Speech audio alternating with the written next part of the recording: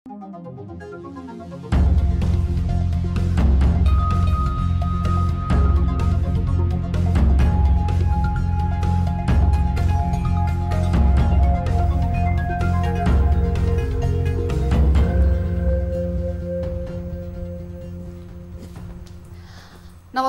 यो news 24 television prime time न्यूजमा स्वागत छ। प्रतिनिधि सभा विघटन विरुद्धको मुद्दामा सुनवाई सुरु भएसँगै एकपटक फेरि सबैको ध्यान सर्वोच्चतिरै केन्द्रित भएको छ। आज बहस गर्ने क्रममा रिट निवेदक पक्षहरूले राष्ट्रपति पूर्वाग्रही भएको आरोप लगाए। त्यस्तै अदालतको एकपछि अर्को निर्णयबाट आत्तिएका प्रधानमन्त्री केपी शर्मा ओली भने आफ्ना निकटस्थसँग न्यायालयप्रति सम्मान गर्नुको सट्टा गुनासो गर्नमै तल्लीन छन्। बहसको क्रममा प्रधान न्यायाधीशले दुवै पक्षलाई समयप्रति सचेत गराउँदा मुद्दा चाँडै नै टुङ्गिने आशा पलाएको छ। उता दशकौंको पर्खाइपछि बल्ल बल्ल काठमाडौँ उपत्यकावासीको धारामा पुगेको मेलम्चीको खानेपानी फेरि अनिश्चित बनेको छ। पहिरोले आयोजनामा क्षति पुर्याएसँगै अब फेरि काठमाडौँवासीले मेलम्चीको पानीका लागि कहिलेसम्म पर्खनु पर्ने हो निश्चित छैन। विगतका वर्षहरू जस्तै यस वर्ष पनि असारे विकासको चटारो देखिएको छ। असार लाग्न साथ दैनिक करोडौंको रकम विकास निर्माणको नाममा निकासा हुने परम्परा जस्तै बनेको छ। यो सँगै शेयर बजारमा आएको ओरालो स्पोर्ट्स र इन्टरनेसनल न्यूज पनि आजको बुलेटिनमा प्राथमिकताका साथ समेटेका छौं। अब प्राइम टाइम न्यूजका हेडलाइन्स। प्रतिनिधि सभा विघटनको अन्तिम सुनवाई सुरु, राष्ट्रपतिको नियतमै उठाइयो प्रश्न, देउबालाई प्रधानमन्त्री बनाउने गरी परमादेशको माग।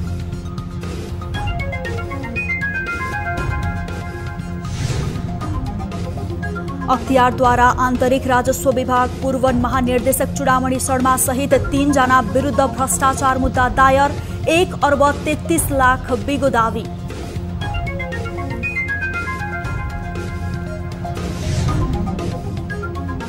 बाढी पहिरोका कारण मेलम्ची खानेपानी आयोजनामा 1 अर्ब भन्दा बढीको क्षति, आयोजना अस्थायी रूपमा सञ्चालनमा ल्याउन समेत असोज भन्दा बढी समय लाग्ने अनुमान।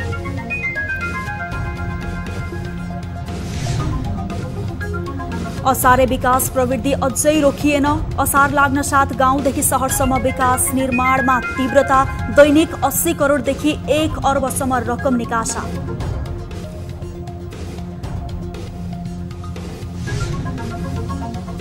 र बुधबार नेप्से परिसूचक र कारोबार रकममा गिरावट, नेप्से 51 अङ्कले घट्दा कारोबार रकम 8 अर्बमा खुम्चियो।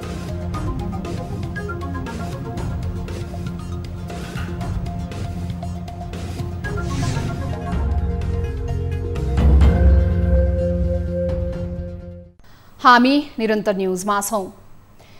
सर्वोच्च अदालतको संवैधानिक इजलासमा प्रतिनिधि सभा विघटन र संविधानको धारा 76(5) अन्तर्गत प्रधानमन्त्री नियुक्त नगरिएको भन्दै दायर रिटमा अन्तिम सुनवाई सुरु भएको छ।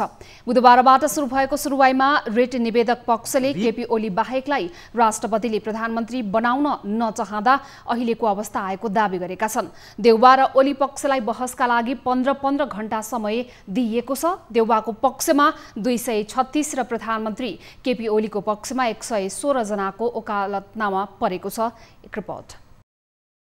रिट निवेदक शेरबहादुर देउवाको पक्षबाट बुधबार वरिष्ठ अधिवक्ता बद्री बहादुर कार्की, शम्भु थापा, महादेव यादव र अधिवक्ताहरू खमबहादुर खाती र गोविन्द बन्दीले बहस गरेका छन्। बुधबार इजलासको सुरुमै प्रधान न्यायाधीश चोलेन्द्र शमशेर राणाले रिट निवेदक पक्षलाई 15 घण्टाभन्दा बढी समय नरहेको भन्दै समय व्यवस्थापन गर्न स्मरण गराएका थिए। त्यस लगत्तै अधिवक्ता खातीले बहस सुरु गर्दै संविधानको धारा 76(5) अनुसार देउवालाई प्रधानमन्त्री बनाउनु पर्ने प्रष्ट आधार रहेको बताए। वरिष्ठ अधिवक्ता यादवले 149 सांसदको हस्ताक्षर सहित संविधानको धारा 76(5) अन्तर्गतको प्रधानमन्त्री दावी गर्दा नियुक्त नगर्नुमा राष्ट्रपतिको बदनियत देखिएको दावी गरे। यादवले सर्वोच्चले परमादेश मार्फत देउवालाई प्रधानमन्त्री बनाउनु पर्ने जिकिर गरे। बहुमत सांसदको हस्ताक्षर भन्दा बलियो दावी अरू हुन नसक्ने भन्दै देउवालाई अदालतबाटै प्रधानमन्त्रीको पदमा नियुक्तिका लागि परमादेश जारी हुनुपर्ने उनको जिकिर थियो। अर्का वरिष्ठ अधिवक्ता बद्रीबहादुर कार्कीले प्रधानमन्त्री ओलीले विश्वासको मत नपाएपछि पनि अर्को सरकार बन्न अवरोध गर्ने काम गरेको बताए। कार्कीले ओलीले धारा 76(4) बमोजिम विश्वासको मत लिन सक्दिन भनिसकेपछि धारा 76(5) को प्रधानमन्त्रीमा दावी गर्न जानै नमिल्ने दावी गरे। अर्का अधिवक्ता गोविन्द बन्दीले संसदमा विश्वास गुमाएको प्रधानमन्त्रीले पुनः त्यही पदमा दावी गर्न र संसद विघटन गर्न नमिल्ने दावी गरे। एमालेमा माधव नेपाल पक्षका सांसदलाई कारबाहीका सन्दर्भमा राजनीतिक दल सम्बन्धी ऐन आकर्षित हुने व्यवस्थाको परीक्षण गर्ने अधिकार राष्ट्रपतिलाई नभएको पनि बन्दीले बताए। त्यस्तै अर्का वरिष्ठ अधिवक्ता शम्भु थापाले राष्ट्रपतिको भूमिकामा प्रश्न उठाउँदै बहुमतको दावी पुग्दैन भनेर घोषणा गर्न नमिल्ने बताए। उनले सरकार बन्ने अरू व्यवस्थाभन्दा धारा 76(5) को व्यवस्था फरक रहेको जिकिर गरे। जेठ 7 गते प्रतिनिधि सभा विघटन भएपछि विघटित प्रतिनिधि सभाका 146 सांसदको हस्ताक्षर सहित देउवाले सर्वोच्चमा रिट दायर गरेका थिए, जसमा जेठ 25 गते सर्वोच्चले कारण देखाउ आदेश जारी गर्दै राष्ट्रपति कार्यालय, प्रधानमन्त्री र सभामुखसँग लिखित जवाफ माग गरेको थियो।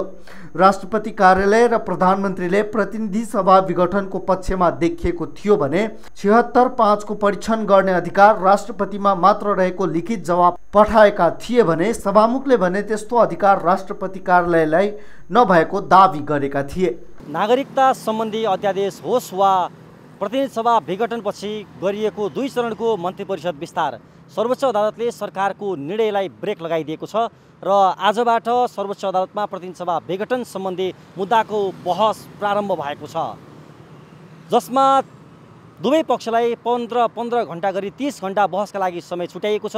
प्रतिनिधि सभा विघटनपछि गरिएका धेरै निर्णयमा सर्वोच्च अदालतले ब्रेक लगाउँदै गर्दा प्रतिनिधि सभा विघटन सही थियो कि गलत भन्ने कुराको फैसला के आउँछ त्यसका लागि भने अबको केही दिन प्रतीक्षा गर्ने पर्ने हुन्छ। न्युज 24 टेलिभिजनका लागि क्यामेरामा मदन सापकोटाका साथ टिभी जर्नालिस्ट जगन्नाथ दुलाल, काठमाडौँ।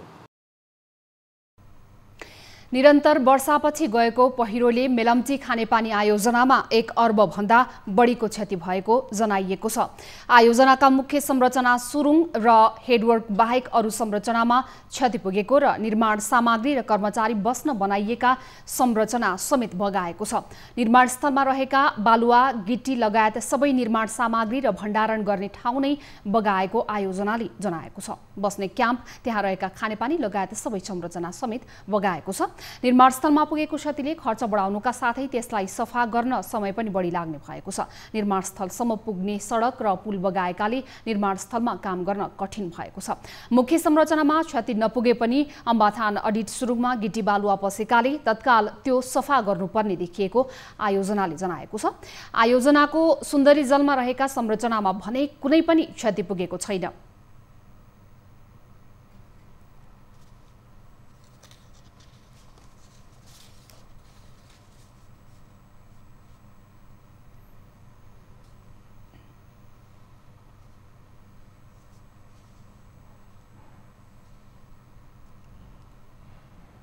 यसबारेमा थप कुराकानीका लागि हामीसँग यतिखेर जोडिनु भएको छ मेलम्ची खानेपानी आयोजनाका प्रवक्ता Rajendra Prasad Pant sir.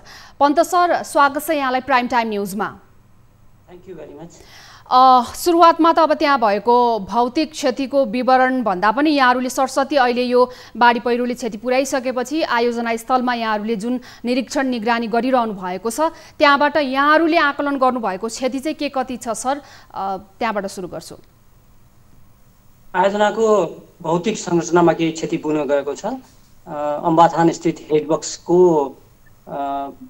बायाँपट्टिको returning wall चाहिँ पहिरोले बगाएको छ। त्यसै गरी आयोजनासँग पुग्ने मुख्य प्रवेश मार्गको विभिन्न खण्डहरूमा करिब 5 किलोमिटर जति चाहिँ पुनः मर्मत गर्नुपर्ने देखिएको छ र प्रवेश मार्गमा पर्ने पुलहरू चाहिँ बगाइरहेको छ।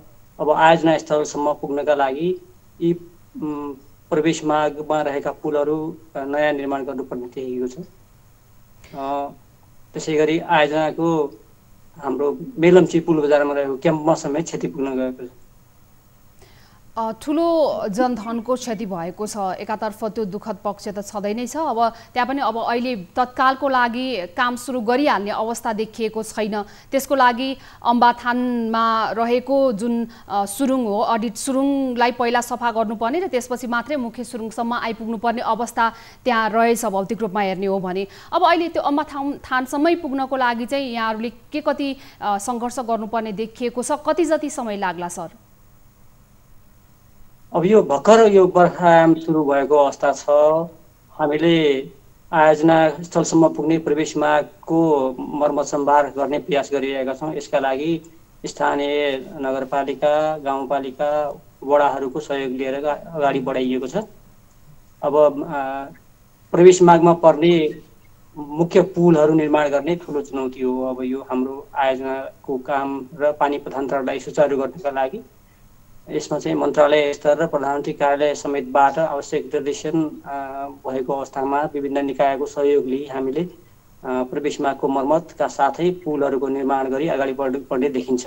र अब यो बर्खायाम भर्खर सुरु भएको र मेलम्ची नदीमा बाढी आउने सम्भावना रहेकाले यो चाहिँ समय लाग्ने चाहिँ देखिएको छ।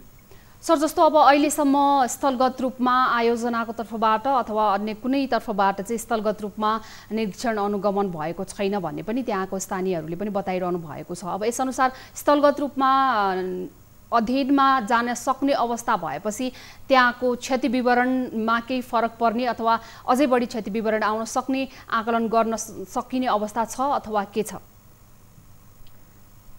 क्षति मोटामोटी विभिन्न स्ट्रक्चरमा भएको हामीले यस अगाडि चाहिँ ड्रोन तथा हेलिकप्टरको सहायताबाट निरीक्षण गरेर चाहिँ देखिएको छ। वास्तविक परिमाण र कति समय लाग्छ भन्ने कुरा चाहिँ स्थलगत गरेपछि मात्रै स्पष्ट हुने हुँदा स्थलगत गरिकन कार्ययोजना बनाई अगाडि बढ्नुपर्ने हुन्छ। मनसुनको समय भएको कारणले गर्दाखेरि अब विशेष गरी त्यहाँ वरपर सधैँ बाढी पहिरोको जोखिम भएकै स्थान हो। अब यो अवस्थामा चाहिँ स्थलगत रूपमा परीक्षण अथवा निरीक्षण गर्न जानको लागि तपाईहरूले केही अन्य विकल्प अथवा तयारी पनि केही गर्नुभएको छ कि? अब यो मौसम नै यस्तो भएको कारणले गर्दाखेरि वर्षा रोकिने सम्भावना कम छ। यसपटक मौसम विज्ञानकै आकलनलाई हेर्ने हो भने पनि त्यही मात्रै कुरेर बस्ने अवस्था छैन। केही विकल्पहरू बारे सोच्नु भएको छ यहाँहरूले? विभिन्न विकल्पको बारेमा चाहिँ विज्ञहरू हाम्रा परामर्शदाताहरूसँग छलफल गरिएको हो। तर अब नदीमा बाढी आइरहने सम्भावना भइरहेको हुनाले थप जनजनको क्षति नहुन दिन हामीले आवश्यक सतर्कता अप्नाई कार्य अगाडि बढाउनुपर्छ भन्ने धारणा छ। अब अहिले त लगभग ठ्याक्कै आयोजना भएको स्थल भन्दा पनि त्यसका वरपर र सहायक आयोजना भएको र त्यो मुख्य आयोजनासम्म पुग्ने बाटो संरचना लगायत पनि भत्किएको अवस्था भएको कारणले गर्दाखेरि त्यो धेरै नै चुनौतीको विषय भयो। यहाँहरूले चाहिँ त्यहाँको स्थानीय सरकारसँग, प्रदेश सरकारसँग के कति समन्वयात्मक भूमिका खेल्नु भएको छ? यो अलिकति तत्कालै तपाईँहरूले यसको गुरु योजना बनाउनु भएन भने यसले पछिसम्म पनि ढिला सुस्ती बेहोर्नुपर्ने अवस्था आउन सक्छ। स्थानीय स्तरमा तपाईँहरूले कतिको समन्वयात्मक भूमिका खेल्नु भएको छ त्यहाँको स्थानीय सरकारसँग? आयोजनासँग उपलब्ध स्रोत साधनले हामीले प्रवेश मार्गलाई तत्कालै सुचारू गर्नका लागि आवश्यक मर्मत सम्भारको प्रक्रिया अगाडि बढाएका छौँ। यसका लागि मेलम्ची नगरपालिका, हेलम्बु गाउँपालिका विभिन्न वडाहरूबाट सहयोग समेत भएको अवस्था छ। तर हामीले मुख्य प्रभावित यो आयोजनाको मुख्य प्रभावित क्षेत्र हेलम्बु गाउँपालिका हो। यहाँसम्म पहुँच अहिलेसम्म नभएको अवस्था हो। आयोजनाको तर्फबाट विभिन्न प्रयासहरू गरेर हेलम्बु गाउँपालिकासम्मको पहुँच भएपछि हामीले हेलम्बु गाउँपालिकासँग आवश्यक समन्वय गरी अगाडि बढ्नुपर्ने हुन्छ हैन। यसका लागि हामीले सम्पर्क गर्ने प्रयास गरिरहेका छौँ। अब एक त राजधानीवासीले लामो समयको प्रतीक्षापछि मात्रै मेलम्चीको पानी घर घरमा देख्न पाएको अवस्था थियो। धेरै लामो समयसम्म पनि उहाँहरूले मेलम्चीको पानी चाख्न नपाउने अवस्था चाहिँ अहिले देखियो। अब यो हुँदाखेरि चाहिँ अब फेरि पहिलेकै जस्तै गरी पानी ल्याउने अर्को एउटा चुनौती पनि थपिएको छ। पहिलेकै जस्तै गरी पानी ल्याउनको लागि चाहिँ के गर्नुपर्ने देख्नु भएको छ र कति समय लाग्ला? यो हेडबक्सको स्थायी संरचना सम्पन्न गरी आयोजनालाई सुचारू गर्ने हाम्रो लक्ष्य चाहिँ प्रभावित हुने भए पनि मेलम्ची नदीमा बर्खायामपछि पानीको गुणस्तर सुधार भएको अवस्थामा चाहिँ पुनः हामीले वैकल्पिक पथान्तरण प्रणालीबाटै काठमाडौँ उपत्यकामा पानी पथान्तरण गर्नुपर्ने देखिएको छ। अब यसका लागि हामीले सुरुङको सञ्चालन परिसरका क्रममा जुन सुरुङलाई बन्द गरेर सुरुङभित्रको पानी खाली गर्ने चाहिँ काम गरिरहेका छौँ। अहिले हामीले सिन्धुबाट खाली गरिरहेका छौँ र भोलिबाट हामीले ग्याल्थुमबाट पनि खाली गर्ने प्रयास गर्छौँ। सुरुङ खाली भइसकेको अवस्थामा त्यसको निरीक्षण गरिकन त्यहाँ सुधार गर्नुपर्ने केही कुरा देखियो भने त्यसको पनि सुधार गरी अगाडि बढ्नुपर्ने हुन्छ। र यसका साथसाथै हामीले अम्बाथानबाट सुरुङ खाली गर्नका लागि अम्बाथानको जुन अडिट टनल छ त्यसमा पनि बालुवाहरू भरिएको देखिएको छ। अम्बाथान अडिट टनललाई पनि सफा गर्नुपर्ने हुन्छ र पानी चलाउनका लागि वैकल्पिक पानी पथान्तरण प्रणालीको हेडवर्क्स डाइभर्सन सुरुङ पनि सफा गर्नुपर्ने देखिन्छ। यसरी मेलम्ची नदीमा बर्खायाम पछि मात्रै होइन यी कार्यहरू गर्न सकिने भएकोले बर्खायाम सकिएपछि सम्भवतः असोज कार्तिक महिनामा हामीले पुनः वैकल्पिक पथान्तरण प्रणालीबाट काठमाडौँ उपत्यकामा खानेपानी पथान्तरण गर्न सकिन्छ। समय र कुराकानीको लागि धेरै धेरै धन्यवाद सर। मेलम्ची खानेपानी आयोजनाका प्रवक्ता राजेन्द्र प्रसाद पन्त यतिखेर हामीसँग जोडिनु भएको थियो। मेलम्ची खानेपानी आयोजनाको मुख्य आयोजना स्थल मात्रै नभएर त्यस वरपरका अरू सहायक आयोजना स्थल र सहायक सुरुङ मार्गहरूमा पनि क्षति पुगेको कारणले गर्दाखेरि पहिले जस्तै पानी काठमाडौँसम्म ल्याइपुर्याउनको लागि अझै पनि लामो समय कुर्नुपर्ने भएको छ र त्यहाँ विशेष गरी मुख्य अहिलेको चुनौती भनेको त्यहाँको स्थानीय सरकारसँग समन्वयात्मक भूमिका खेलेर वैज्ञानिक ढङ्गबाट त्यहाँको स्थलगत निरीक्षण गरेपछि मात्रै त्यहाँको यकिन भौतिक क्षतिको विवरण प्राप्त गर्न सकिनेछ र त्यसपछि मात्रै काम सुरु गर्न सकिने उहाँले हामीलाई जानकारी गराउनु भएको छ। अब बाँकी समाचार। एसिड आक्रमणमा परेका पीडितहरूको उपचार तथा औषधि खर्च सरकारले आजीवन बेहोर्ने भएको छ। एसिड आक्रमणमा परेका पीडितहरूको उपचार सम्बन्धी कार्यविधि 2078मा पीडितको कस्मेटिक उपचार बाहेकको अन्य एसिड आक्रमणसँग सम्बन्धित सम्पूर्ण उपचार तथा औषधि खर्च सरकारले आजीवन बेहोर्ने उल्लेख छ। कार्यविधि जेठ 31 गतेबाट लागू भएको स्वास्थ्य तथा जनसङ्ख्या मन्त्रालयले जनाएको छ। पीडितले कुनै पनि स्वास्थ्य संस्थामा सेवा लिन गएमा अनिवार्य रूपमा यथाशीघ्र निशुल्क प्राथमिक तथा आकस्मिक उपचार प्रदान गर्नुपर्ने व्यवस्थामा उल्लेख छ। प्राथमिक तथा आकस्मिक उपचारपछि आवश्यकता अनुसार थप उपचारका लागि स्वास्थ्य मन्त्रालयले तोकिएको अस्पतालमा रेफर गर्नुपर्नेछ। स्वास्थ्य मन्त्रालयले पीडितको थप उपचारका लागि त्रिवी शिक्षण अस्पताल, वीर अस्पताल, पाटन अस्पताल र कीर्तिपुर अस्पताललाई डेडिकेटेड अस्पतालका रूपमा तोकेको छ। मन्त्रालयले तोकेका यी अस्पतालले पीडितको उपचार अनिवार्य रूपमा तुरुन्तै गर्नुपर्ने कुरा कार्यविधिमा उल्लेख छ। पीडितको उपचारमा लाग्ने खर्च सरकारले नै बेहोर्नेछ, जसका लागि अस्पतालले उपचार बापत लागेको खर्चको शोध भर्नाको भुक्तानी स्वास्थ्य मन्त्रालयले गर्ने कार्यविधिमा उल्लेख छ।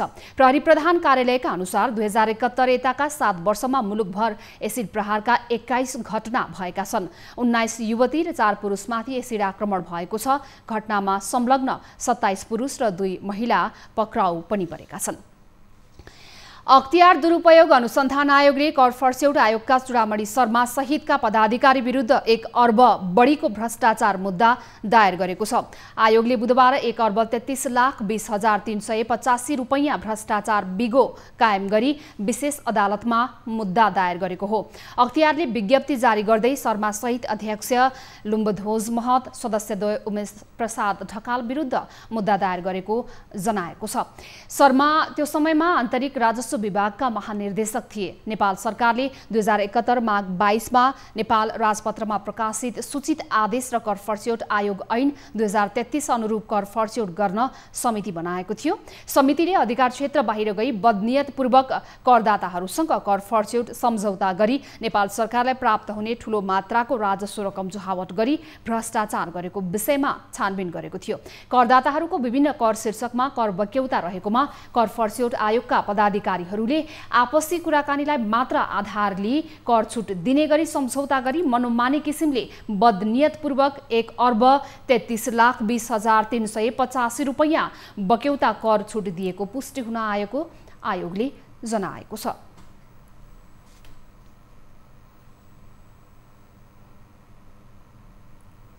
हामी निरन्तर न्यूजमा छौं। संस्कृति पर्यटन तथा नागरिक उड्डयन मन्त्रालयले नियमित आन्तरिक उडान 17 असारबाट सुरु गर्ने निर्णय गरेको छ।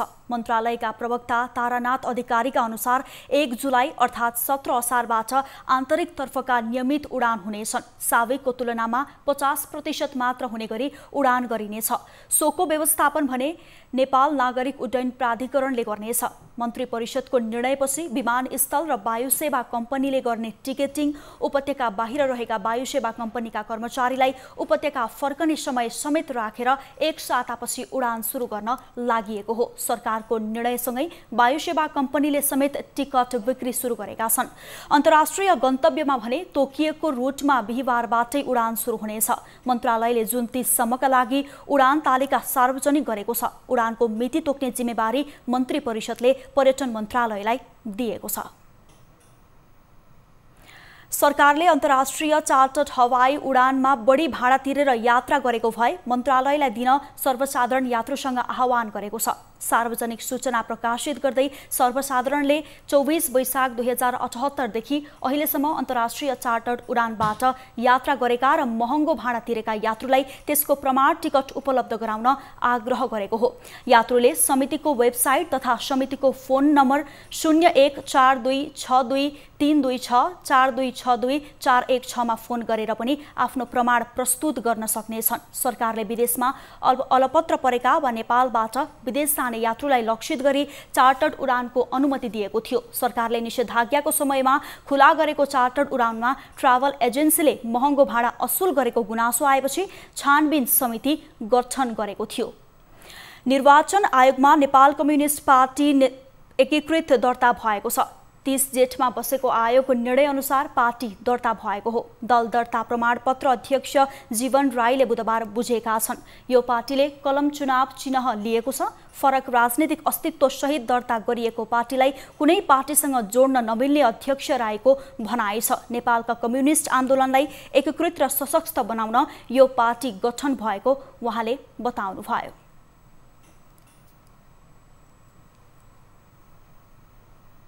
न्युजहरू अझै बाँकी छन्। यो समय हो लाइभ भई हात हुने ब्रेकको।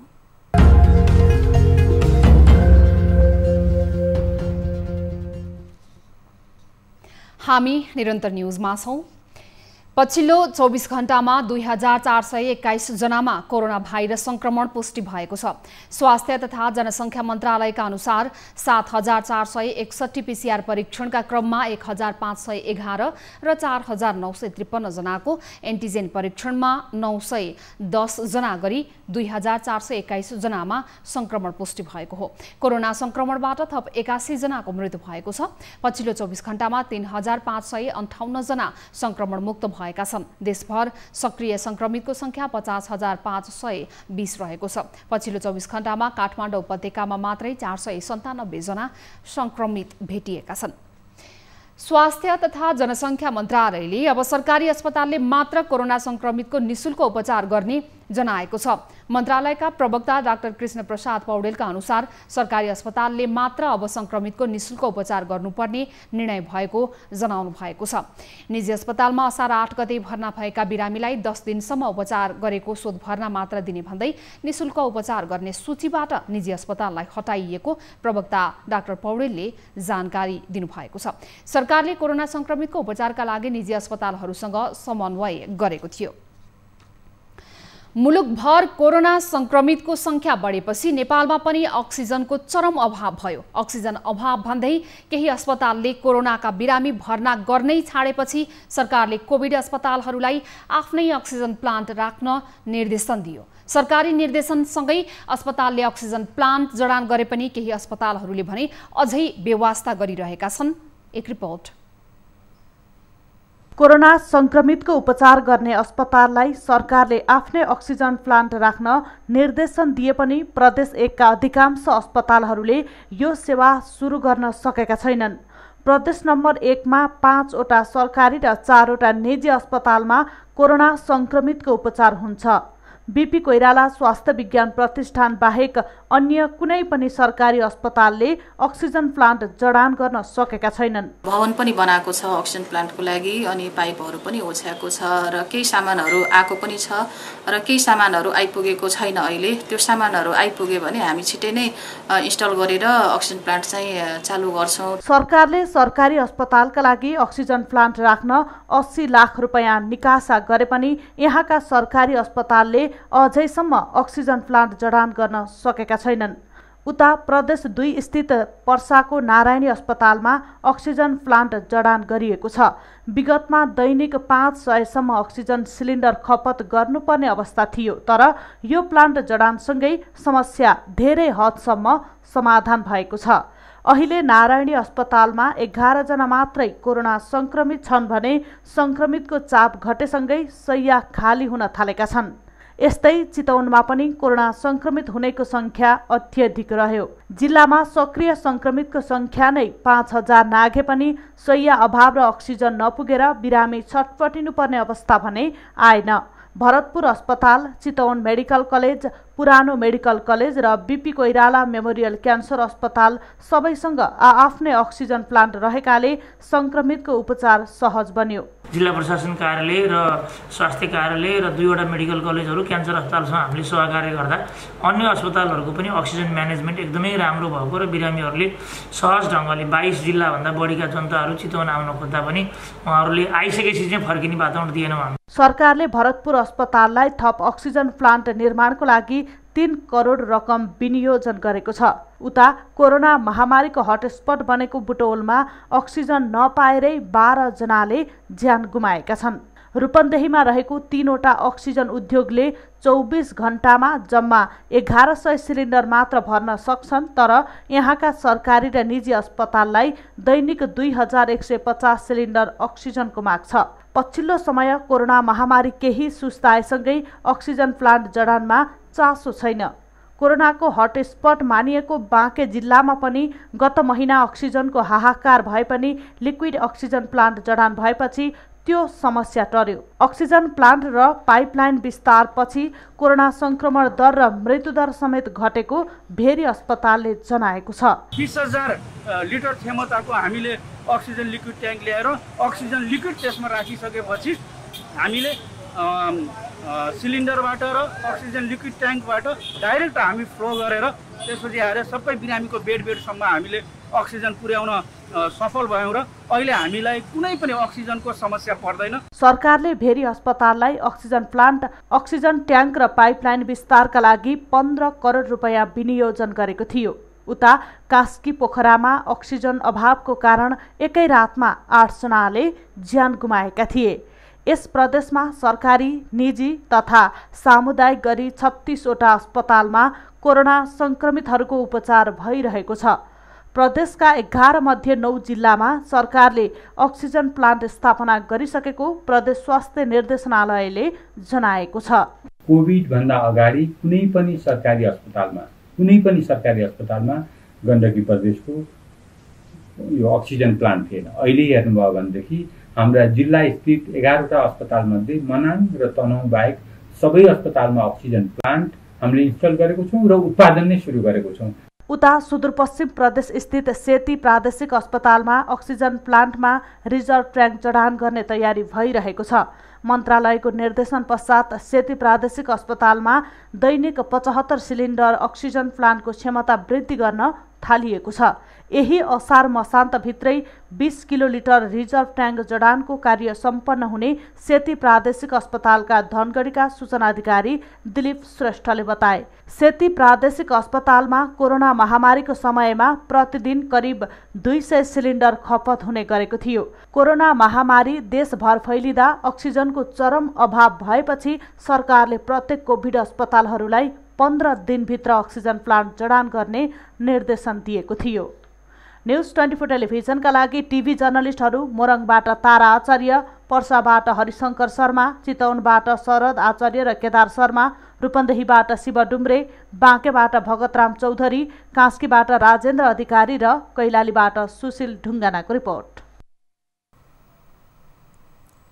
हामी निरन्तर न्युजमा छौं। अघिल्ला वर्षहरूमा जस्तै यो वर्ष पनि असार लाग्न साथ विकास निर्माणमा खर्च गर्ने क्रम बढेको छ।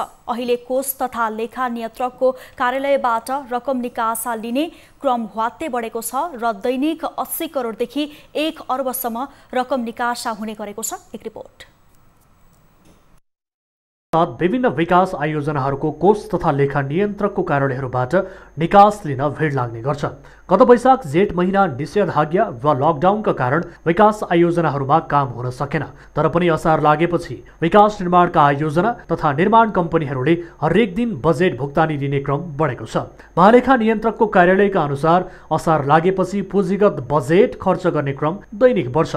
महालेखाका अनुसार असार महिना सुरु भएपछि दैनिक 80 करोडदेखि 1 अर्बसम्म रकम निकासा भएको छ।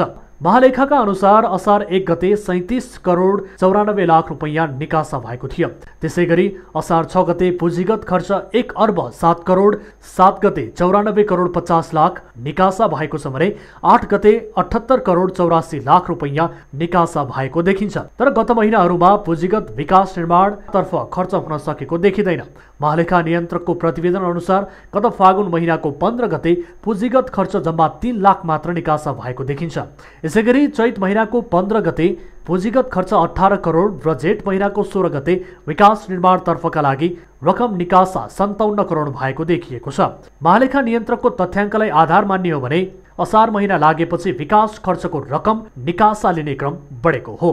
असार लागेपछि विकास निर्माणको खर्च लिनेहरूमा भौतिक निर्माण तथा योजना मन्त्रालय, पुनर्निर्माण प्राधिकरण, ऊर्जा मन्त्रालय, सडक विभाग, शहरी विकास लगायतका सरकारी निकायहरू बढी रकम लिनेमा देखिएका छन्। अर्थ मन्त्रालयले पुँजीगत खर्चतर्फको रकम रकमान्तर नभएको र सम्बन्धित विकास आयोजनाहरूमा नै निकासा भएको दावी गरेको छ। बजेट प्रस्ताव गर्ने, बजेट लिएर गइसकेपछि त्यसलाई अलिकति समयमै कार्यान्वयन गर्नको लागि कार्ययोजनाहरू तयार गर्ने अथवा समयबद्ध रूपमा कामहरूलाई निरन्तरता दिन अलिकति कठिनाई भएको कारणले त्यस्तो भएको जस्तो लाग्छ। सरकारले पछिल्ला वर्षहरूमा विकास बजेट पनि घटाउन थालेको छ। सरकारको दैनिक प्रशासन चलाउन र तलब भत्ताको खर्च भने बढेको छ, तर विकास निर्माणको खर्च हरेक वर्ष हुन सकेको छैन। विकास निर्माणमा खर्च हुन नसक्दा विकास र समृद्धिको नारामा मात्रै सीमित भएको अर्थविदहरूको टिप्पणी छ। कोभिड आयो, के आयो भन्ने छ। अब अहिले बाढी पनि आइरहेछ, विशाल बाढी आएर धेरै धनजनको क्षति पनि भइरहेछ। कोभिड-19 पनि महामारी पनि चलिरहेछ।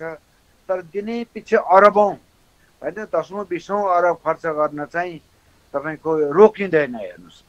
त्यसैले अरू बेला चाहिँ बहाना खोजिन्छ। अब अहिले चाहिँ जस्तो विपत्ति अप्ठ्यारो आए पनि यो खर्च रोकिँदैन।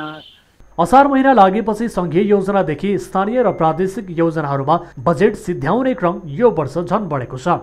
असारमा विकासमा हुने अनियमितता र भ्रष्टाचार हरेक वर्ष बढ्दा जनताको विकास र समृद्धिको योजना भने अधुरै हुने भएका छन्। न्युज 24 टेलिभिजनका लागि टिभी जर्नलिस्ट नवराज चालिसेको रिपोर्ट। प्रदेश 1 प्रदेश सभाबाट सर्वसम्मतिले आर्थिक विधेयक पारित भएको छ। आर्थिक विधेयक 2078मा उठेका प्रश्नहरूको जवाफ दिँदै आर्थिक मामिला तथा योजना मन्त्री टङ्क आङबुआङले बजेटलाई अनुदानमा आधारित पुरानो जिल्ला विकास समितिको बजेट जस्तै भएको उल्लेख गरे। प्रदेश केन्द्रको बजेटमा मात्रै आश्रित हुन नहुने भन्दै उनले केन्द्रले प्रदेशलाई आत्मनिर्भर बनाउन सृजनात्मक भूमिका खेल्नुपर्ने बताए। चाँदो र पुँजीमा चाहिँ बाँडेर चाहिँ हामी बसेर अगाडि बढ्ने जस्तो भइरहेका छौँ। त्यसो भएको हुनाले यो तपाईँ हामी सबै मान्यज्यूहरूको चाहिँ सबै सदस्यहरूको चाहिँ चिन्ताको विषय हो। त्यसो भएको हुनाले आगामी दिनमा चाहिँ हामी यो करको दायरालाई बढाएर नयाँ ढङ्गले अगाडि बढ्नुपर्छ। बुधबार बसेको प्रदेशसभा बैठकमा आर्थिक विधेयकमा छलफल गर्न कोही पनि सांसदहरूले चासो देखाएनन्। जनता समाजवादी पार्टी संसदीय दलका नेता जयराम यादवले मात्र विधेयकमाथि भएको छलफलमा भाग लिएका थिए। राजस्व र व्ययको अनुमानमाथि उठेको प्रश्नले मन्त्री हलुका र औपचारिकतामा मात्र सीमित भएर जवाफ दिएका कारण आर्थिक विधेयकमा छलफल गर्न सांसदहरूले चासो नदेखाएको उनको आरोप छ। जस्तो मात्रै हामी हेर्दछौँ। प्रदेश सरकारले अहिलेसम्म के काम गर्यो त? विगतदेखि जुन परम्परा चलिआएको छ, जुन शीर्षकमा सङ्घीय सरकारदेखि प्रदेश सरकार र स्थानीय तहले बजेट उठाउँदै आएको छ, त्यतिमै हामी सीमित रहने हो। सरकारले अर्थ सम्बन्धी प्रस्तावलाई कार्यान्वयन नगर्न बनेको आर्थिक विधेयकमाथिको छलफलमा भाग लिँदै संसद यादवले विगतदेखि अहिलेसम्म सबै आर्थिक विधेयकहरू कपी पेस्ट भएको र नयाँ क्षेत्रको खोजी नगरिएको टिप्पणी गरे। अब बिजनेस न्युज।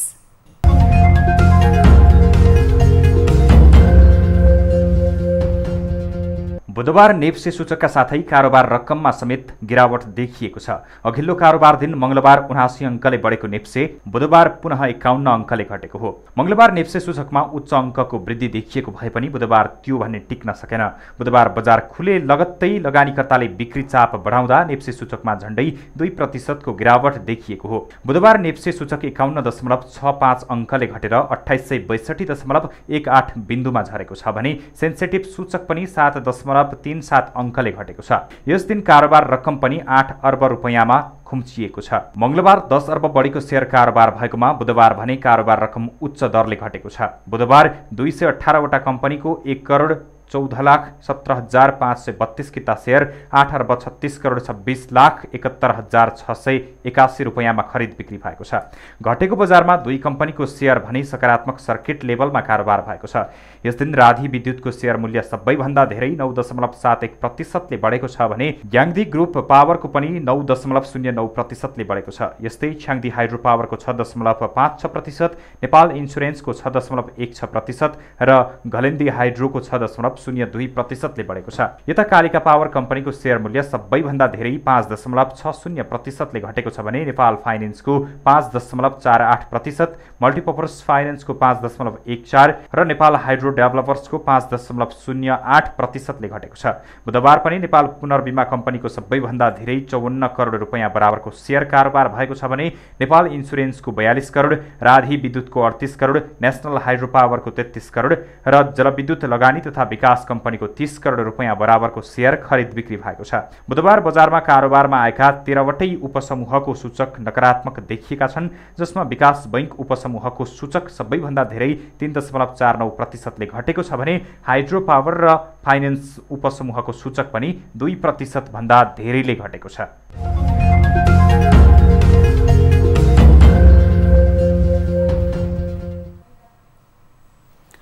न्युजहरू अझै बाँकी छन्। यो समय हो लाइफ बोय हात हुने ब्रेकको।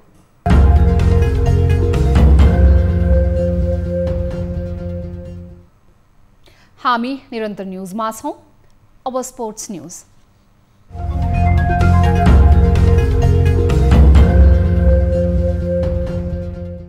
उपराष्ट्रपति नन्दबहादुर पुनले ओलम्पिकमा नेपालले पदक जित्ने लक्ष्य लिनुपर्ने बताउँदै त्यसका लागि नेपाली खेलकुद क्षेत्रले त्यसै अनुसारको योजना बनाउन आवश्यक रहेको बताउनु भएको छ।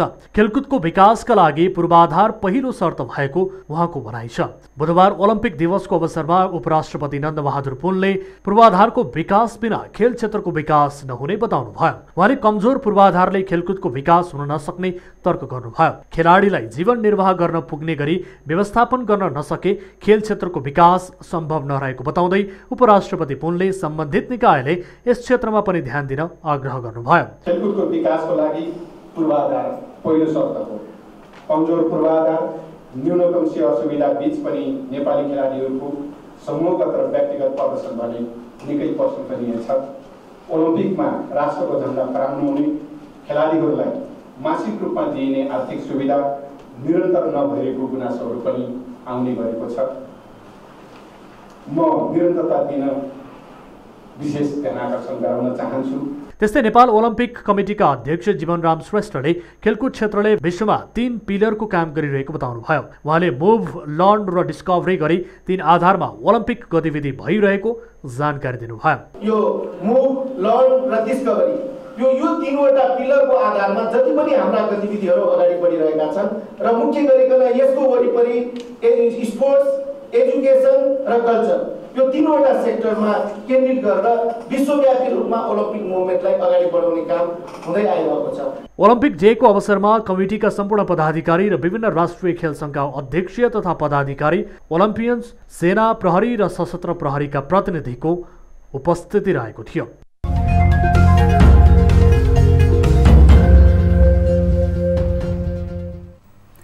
अब प्राइम टाइम न्यूज सक्नु अघि हेडलाइन्स पुनः एकपटक। प्रतिनिधि सभा विघटनको अन्तिम सुनुवाई सुरु। राष्ट्रपतिको नियतमै उठाइयो प्रश्न। देउवालाई प्रधानमन्त्री बनाउने गरी परमादेश माग।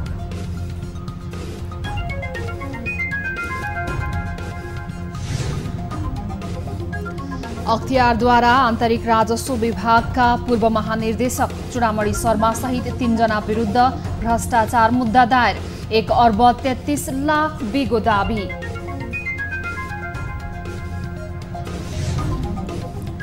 बाढी पहिरोका कारण मेलम्ची खानेपानी आयोजनामा 1 अर्ब भन्दा बढीको क्षति। आयोजना अस्थायी रूपमा सञ्चालनमा ल्याउन समेत असोज भन्दा बढी समय लाग्ने अनुमान।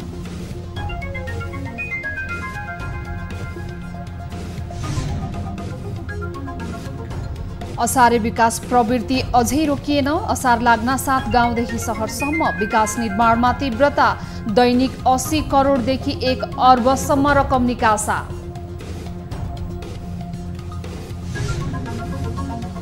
र बुधबार नेप्से परिसूचक र कारोबार रकममा गिरावट। नेप्से 51 अङ्कले घट्दा कारोबार रकम 8 अर्बमा खुम्चियो।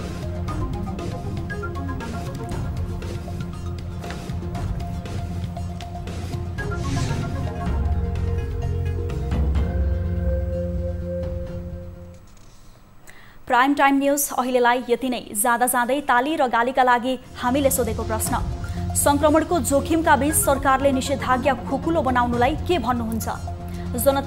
जनताको मर्का बुझेर हो भन्नेले तालीमा र कर असुल्ने नियतले हो मात्रै हो भन्नेले गालीमा भोट गर्नुहोला।